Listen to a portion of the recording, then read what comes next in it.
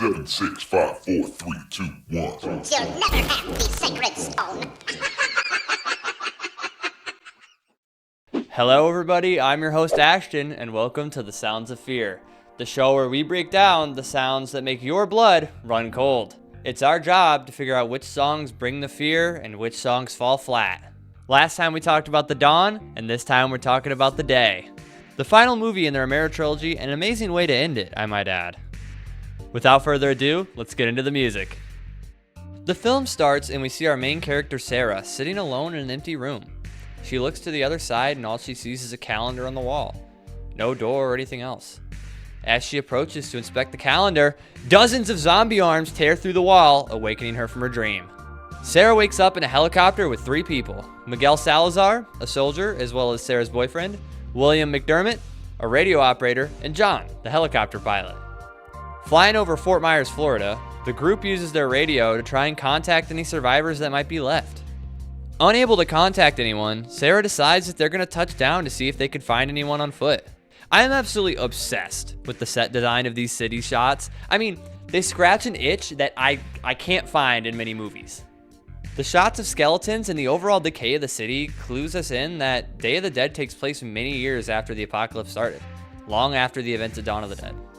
All of the noise they are making lures out our first zombie of the movie, nicknamed Dr. Tongue by his creator, legendary effects artist Tom Savini.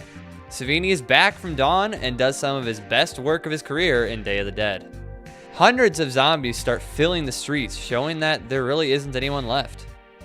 They retreat to the helicopter and take off. They land back at their base, which is inhabited by soldiers, located on some island near Florida. Based on their ramshackle setup and the amount of weed they've grown, we can assume they've been there a long time. The entire movie up to this point has been accompanied by our first track, Day of the Dead main theme. Pretty on the nose if you ask me.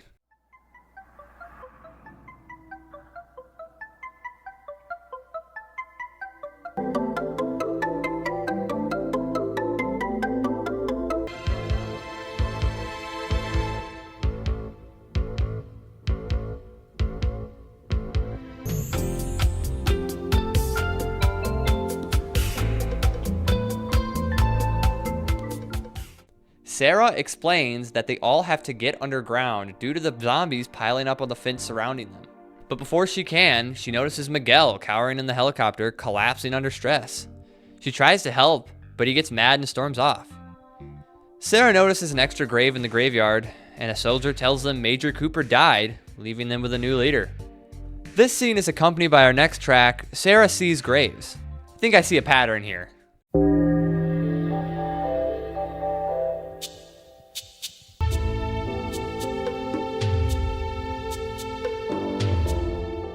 They get on a platform that lowers them down into a massive underground bunker. Originally, Day of the Dead was supposed to be a much bigger movie, with director George Romero even calling it Gone with the Wind of Zombies. I can't convey how badly I wish this has happened. Like, my life would be so much better if that movie had been made. Two soldiers pull up in one of those cars from GTA 5 and tell Miguel that he needs to come with them. The four of them drive through the cave, giving us a good look at all the junk that was stored down here. All of this is accompanied once again by Sarah Sees Graves. They arrive at a makeshift gate where a new track begins to play called Zombies Approach. I bet you could guess what's behind the gate.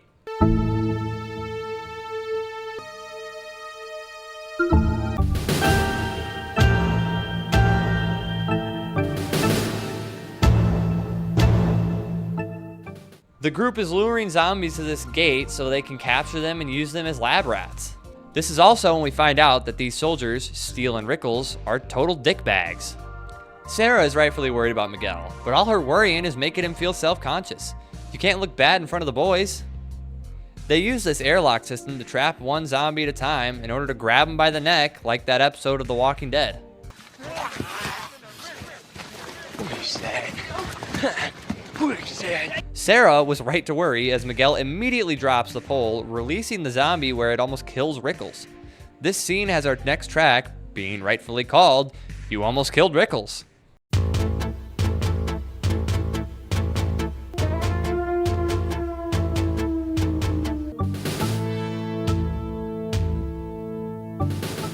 Sarah is able to get control of the situation and save the day. Steel is rightfully pissed and threatens to feed Miguel to a zombie for what he just pulled. Sarah threatens to kill Steel, saving Miguel once again. We cut to see Rickles and Steel chaining up the zombies they just grabbed in some sort of a laboratory for a Dr. Frankenstein. We see Sarah and Miguel in her room, where she tries to give him a sedative because he's acting crazy. Obviously, he doesn't want that, and then proceeds to say she made him look like an asshole for saving his life. Miguel, completely losing it, smacks Sarah around and then breaks down crying in her arms. Pick a side, man. With tears in her eyes, Sarah gets him with the syringe, sedating him and feeding his self-hatred. The tone of this betrayal is set by our next track, titled, Sarah Dopes Miguel.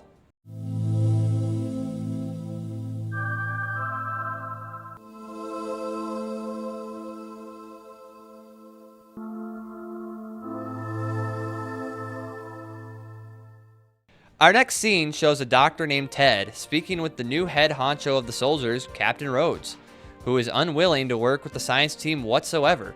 To really show how bad of a guy he is, he threatens to cut off Miguel's extracurriculars, if you know what I mean. Sarah goes off and enters the lab of Dr. Frankenstein, a set straight from a horror movie. See what I did there? And we get the next ambient track titled, Where's Frankenstein?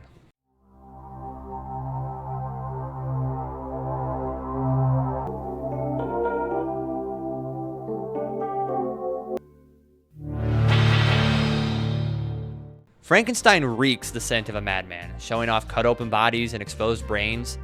He says that if you remove a section of the brain, the zombie becomes docile, and he wants to try and domesticate them. Sarah, who is also a scientist, is mad because Frankenstein is wasting time not looking for practical solutions. Sarah notices a pile of clothes in the lab that belong to Major Cooper, leading her to realize that the butchered corpse on the table in front of her is in fact the late commanding officer of the cave. She explains to Frankenstein that the men would kill him if they found out, to which he says he really doesn't care, because if they do find out, he'll just show them his results. Out of nowhere, one of the zombies tied down to a table breaks his restraints and spills his guts all over the floor. Another amazing effect done by Tom Savini. Frankenstein pulls out a little thingy-majig and kills the zombie, making him the first kill of the movie. Back in the dining room, Rhodes called a meeting where McDermott tells everyone that he can't reach a soul over the radio because the equipment they have is so old. Sarah gets pissed and tries to leave while getting leered at and called things that would definitely be considered sexual harassment. Cave HR is not going to be happy. Before she can leave, though, Rhodes threatens her by saying he'll have her shot if she doesn't sit back down. Despite the differences between the soldiers and the science team, their relationship never devolved to this point. He tells Steel to shoot her, and when Steel laughs because he thinks he's joking, Rhodes threatens to kill Steel if he doesn't shoot her. A lot of pointing guns going on around here. A pissed off Sarah sits back down at gunpoint to the relief of Steel. At this point, everybody in the room thinks Rhodes is crazy. This standoff is accompanied by our next track called, and I quote, Steel, shoot that woman.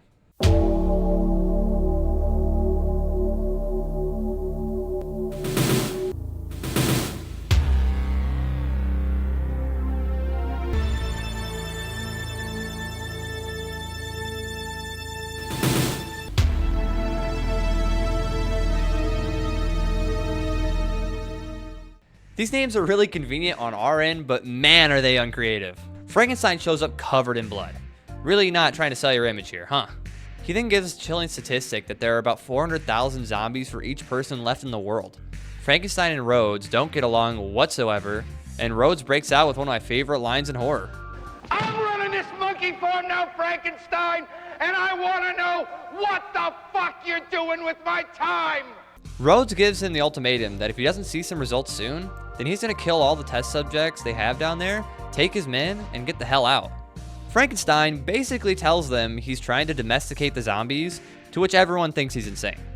Sarah keeps trying to help Frankenstein out, but he keeps digging himself a deeper and deeper hole, to the point where he calls her research about finding a way to destroy the virus comical.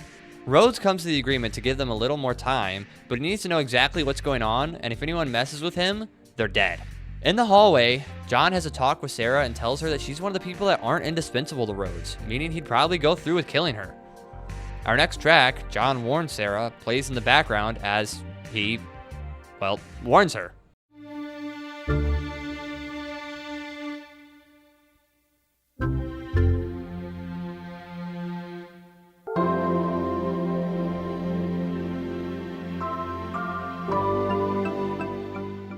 This is immediately followed by our next track titled Sarah Hallucinates.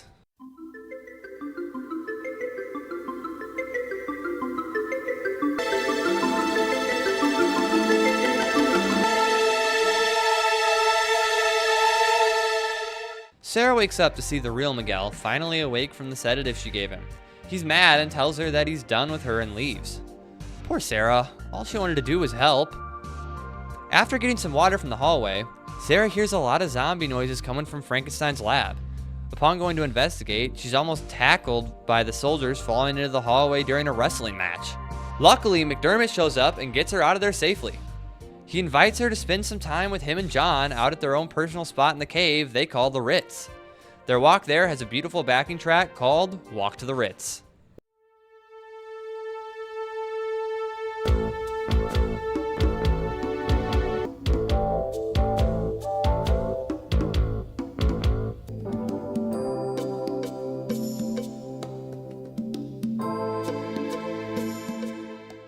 Sarah sits down for a drink and has a long talk with John about their purposes and what there's left for them to do now that the world has ended.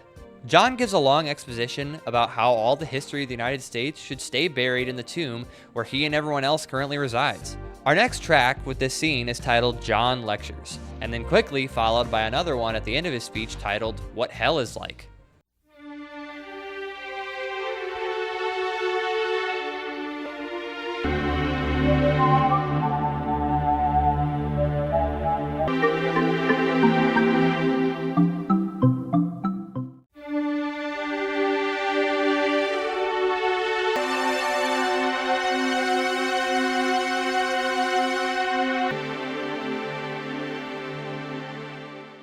We cut to what is assumedly the next day, and we see Sarah working in her lab before she goes to get an aspirin for her killer hangover. She sees Ted fighting to try and feed some non-human meat to a zombie to no avail. Frankenstein pops in and lectures Sarah again on how his methods will trick the zombies into being good little boys and girls. Hey, his words, not mine. He also tells them he has something very important to show them. The trio of scientists arrive in a room to see a zombie chained up with a microphone. This isn't just any zombie, however. This is Bub, the most iconic part of this whole movie, and one of the best characters in the entire Romero universe. This scene is also set by a new and playful track titled Logan Teaching Bub.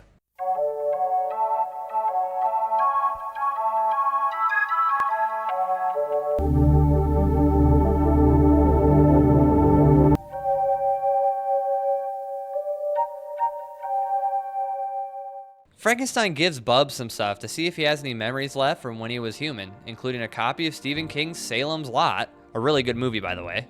Bub grabs the razor and starts cutting his face off? Oh my god! Seriously though, is this like anyone else's irrational fear or just me? While it is very barbaric, Bub seems to actually have an underlying memory of some things. Sarah is actually impressed, not by what Bob is doing, but by what he isn't doing, which is trying to turn Frankenstein into a meal. Sarah and Ted have a good chuckle about this when they're interrupted by Rhodes and Steele walking in.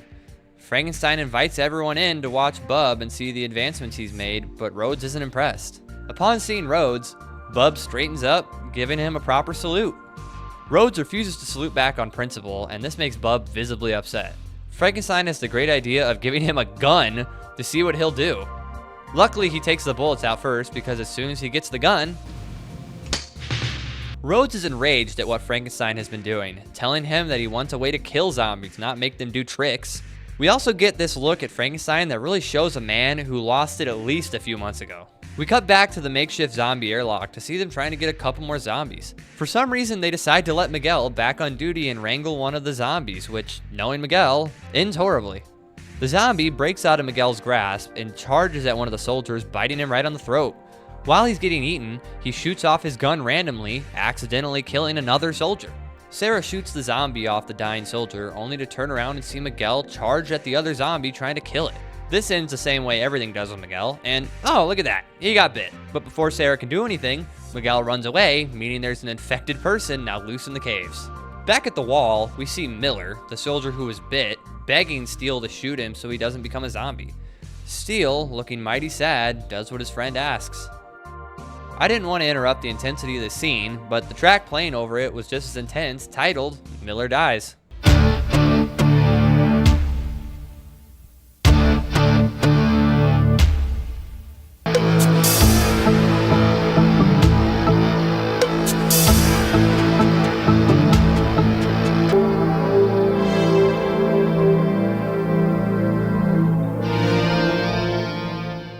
Cutting to the other side of the cave, we see Miguel running away with our next track playing, titled Miguel Bitten.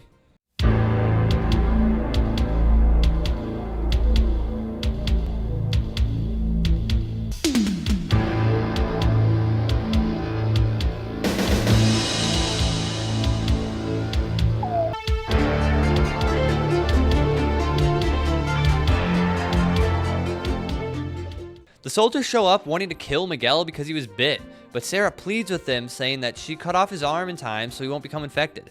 Rhodes decides to let them keep Miguel, but all of them have to stay in the caves and can't come into the compound. This is the boiling point where Rhodes finally decides that him and his men are going to kill all the test subjects inside of the corral. Steele is still furious about what happened, and before he walks away, he says, "You're on my shit list, Flyboy," talking to John. But wait a minute, Flyboy? Is that a reference to Steven from Dawn of the Dead? God, I love him so much. The soldiers leave, and we are left to see Sarah begin to cry into John's arms as the adrenaline wears off and the extreme nature of the situation finally catches up with her. Accompanied by our next track, titled Sarah Breaks Down.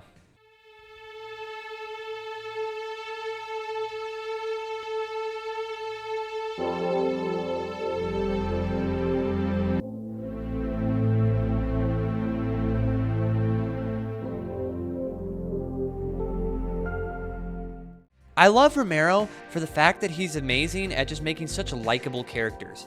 He's just great at making good people. Sarah decides to head to the lab to get some morphine for Miguel, and McDermott goes with. In the lab, we get our next track, Logan's Madness, along with some absolutely terrifying sights. This guy truly earned his name.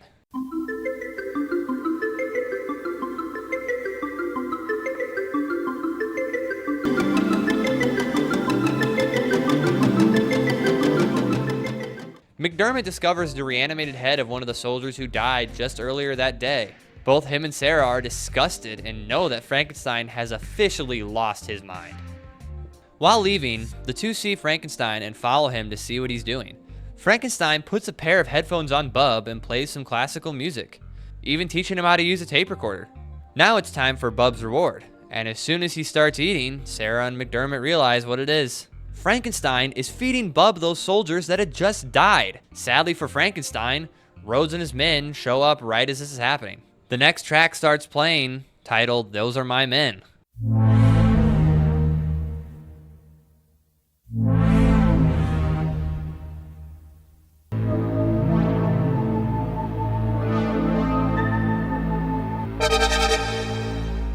They are taken to the freezer where Frankenstein butchered them. And upon seeing this, Rhodes guns him down and leaves him there. With this revelation, the soldiers take everyone else's guns. Back at the Ritz, John leaves to go after the other two, leaving Miguel alone. As we see Miguel laying there with one arm, our next track plays, called Miguel Decides.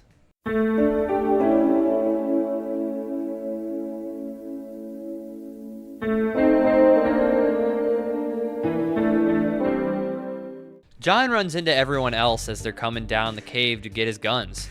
Rhodes is threatening to kill Ted if he doesn't comply. Rhodes wants John to fly him and his soldiers out of there, leaving everyone else. When John refuses, Rhodes shoots Ted, killing him, thus playing the track titled Chopper Can't Hold Us All.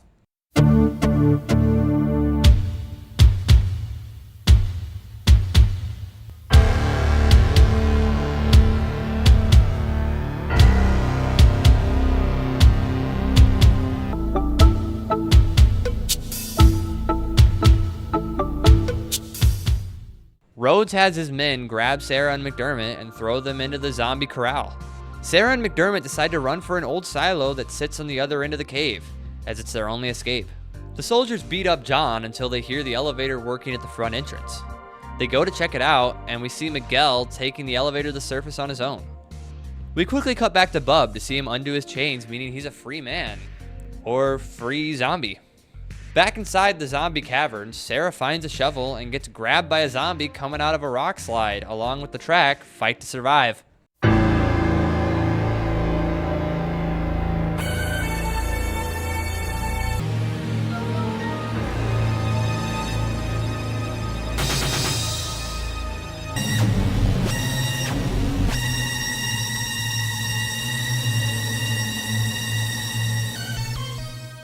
Back with John, Rhodes gets distracted and allows John to get the jump, knocking him out. He has the chance to kill Rhodes, but decides that's too good for him.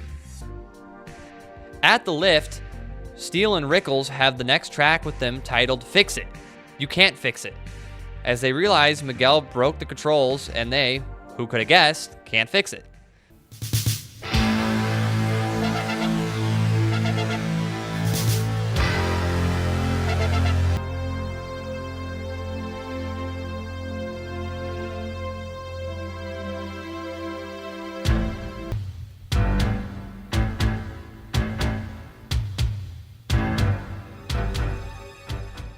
John, now in the caves looking for Sarah and McDermott, is accompanied by another new track titled Laugh in the Dark.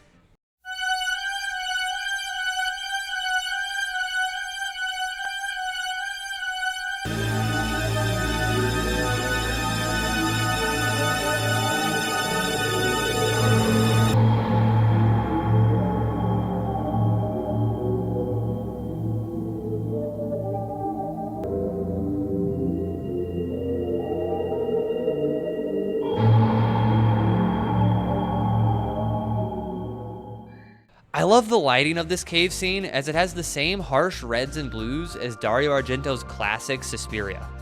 Back on the surface, Miguel lets the zombies into the gate of the compound, with his plan being to let them into the base and kill literally everyone. This helps our protagonists right now because they're already leaving, but his goal was to kill them too, I guess. He knows the only way to get them to stand still on the elevator is if he gives them something to eat. So, Miguel, my idea is you could kill a deer or something and— oh my god, Miguel! That's not what I meant! Well, before he dies, Miguel hits the button on the controller, sending the elevator down into the arms of Rhodes and his men. Rhodes makes a run for it, leaving his men behind. Along with the track, Rhodes leaves his men behind. I can't take these names much longer.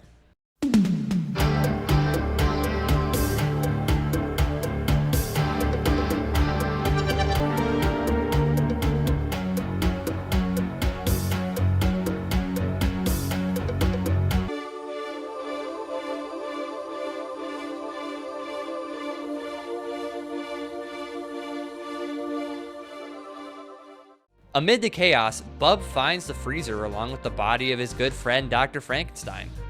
Bub is enraged by the death of his friend and decides to take revenge on whoever did this.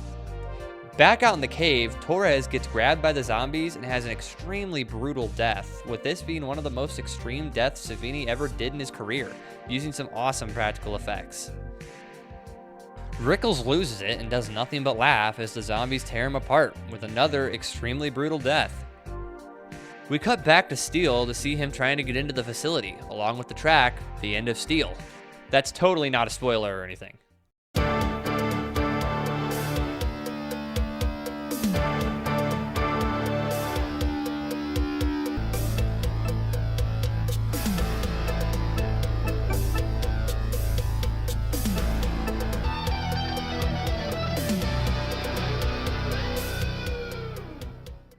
Steele comes face to face with Bub, who takes a shot at him, and Steele ducks into a nearby room.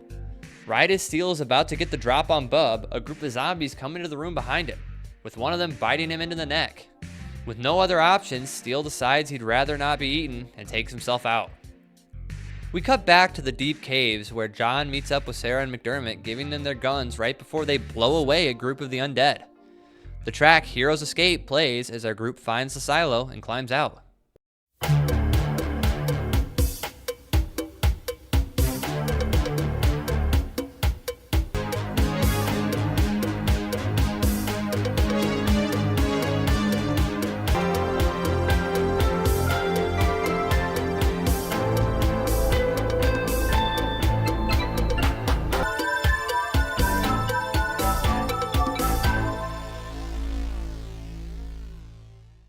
Back in the facility, Rhodes runs into Bub, who wastes no time and shoots Rhodes, stalking him down to finally get revenge.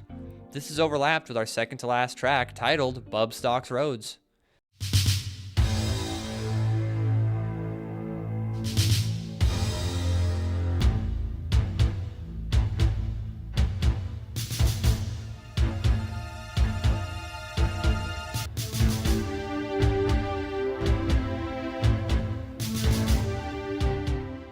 Right as Rhodes thinks he's about to get away, he opens a door and is face to face with a horde of zombies. He turns around to run and is shot by Bub, sealing his fate as he falls into the horde. Bub then hits Rhodes with a salute as Rhodes is torn apart. A gross fact about Rhodes' death is that in order to make this death look realistic with practical effects, they had to use pig guts, and someone on set had accidentally unplugged the fridge they were in, letting them bake in the Florida sun. As you could expect, the actor for Rhodes, Joe Pilato, was in utter hell for almost 4 hours as they filmed this shot and had nothing to protect him from the stench. After Rhodes' death, we see that the bunker is now home to the zombies, and without a way out, they'll probably stay there forever. Back on the surface, our main protagonists make their way to the helicopter with the main theme playing. To their surprise, the majority of the zombies didn't even make it down into the facility, and are still above ground shambling towards the helicopter. Just as Sarah opens the door to get in, she's grabbed by a zombie that was already inside, and the shot quickly cuts to Sarah waking up in the sun. She's on the beach with John and McDermott, showing that they escaped. Our final track of the movie, titled On the Beach, plays as our main characters relax, knowing they survived the Day of the Dead.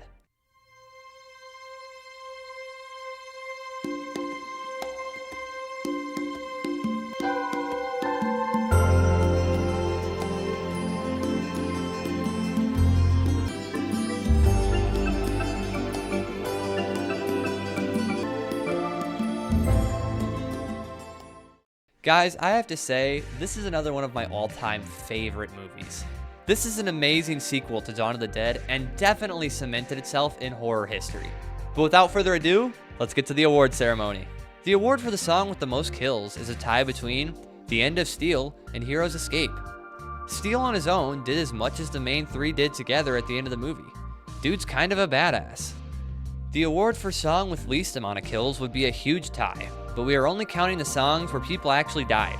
The award is still a tie between Where's Frankenstein, Those Are My Men, Fight to Survive, and Fix It, You Can Fix It, each with one kill of their own. This film had lots of tracks, but very few of them were able to stand out and truly be the soundtrack of fear.